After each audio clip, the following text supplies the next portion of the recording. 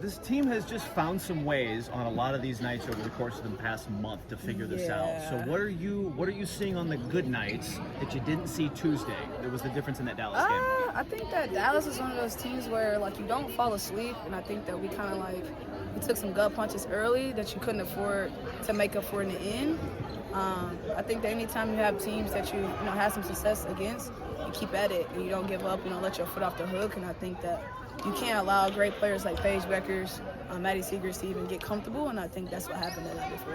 What's the tricky part in this back half of the season when you're seeing teams third, fourth time, and there's nothing fresh, and you got to make it fresh? Yeah, that means that second half, I could say year 8, that literally means that they've adjusted to the initial scout from the first couple of times you played them.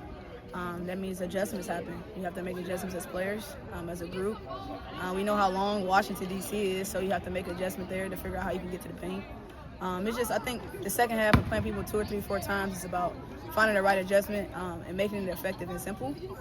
In order to make a playoff run, you gotta be like that. Does it feel like twice as much work because you're adjusting a roster too and constantly adjusting this lineup, or are you kind of finding a pocket with that right now? I think it's some days are better than others. I think that we do have some new faces around, and so I think the hope is that they bring in and bring a light full of love for us. And so if we can work them in and they want to work with us, and it's a big chill happening. I know some days are tougher than others because you don't practice, but that's what we feel in the gaps as leaders. Soph has some things that she can say. I have some things that I can say to kind of help mold that. But I think it's about right now taking our good days and make sure they're good, and when they're bad, we learn from them. Last one from me. Odyssey coming in here. You got another veteran guard coming in. I know she's new, but she's got enough experience in this league to know what this last month means. I've been playing against Odyssey ever since I can ever remember. Fantastic guard, fantastic defensive mindset guard. And so for us, it's about making sure she feels comfortable. But having her here is good for our second half of the season because she knows what winning looks like. She's done it at a high level. She's played with the Sparks. She's played with really great teams to know what this is like. And so I don't think it's unfamiliar territory for her. You guys have added 2 guards since you Yeah. lost Sid and Ari, but you had to play quasi point guard, lead ball handle the role in those 2 games. Steph told us before Tuesday that she doesn't tell you to do anything different. How do you kind of approach it when you are kind of tasked with a little bit more playmaking and being in charge of everybody out there in those lineups? I think Steph does a good job of not even making it a big deal. I like to think that as me, the player I am and who I try to be, I don't make it a big deal. I'm just trying to make the right plays, not think too much into it. And then from there, you still be yourself.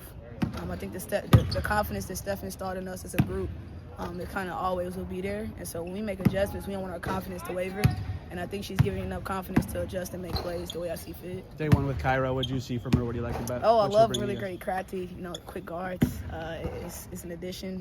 I love it. I love guards that want to get down and get to the paint. So I told Kyra I welcome her with open arms. She knows the love that we want to show her. And so hopefully we get her comfortable enough to where she goes make plays in the second half of the season. Not even sure this is a thing, but can you get better at implementing new teammates? You guys have had to do it so much this season. I think a lot of people, it always goes over a lot of media people's heads because they always ask the superficial questions, but that is why I tell people that character, values, and culture is important. People always want to ask these questions superficially about, hey, so this person's not playing, so what does that mean? It means that you have to make sure your culture, that your values within the organization is sustained and instilled, because when people come in, it's a professional organization, so when people come in, you got to adjust, and I think the best way you can do that is just be a decent human, and make sure that they're worked in and they feel genuine and respected about it. Is the process, this is one of those superficial questions, but is the process of getting a new point guard acclimated and into the system, is it different than maybe a forward or a different shooting guard or something like that? I don't know. I think that it obviously depends on the personnel of that player that we brought in, whether they're guard, post, or whatever. But I think in this situation, I think the more guards we work in, the better. How you work them in, I think that's a coaching thing. But for players, we can make them comfortable by telling them just to be them, make the plays they see fit.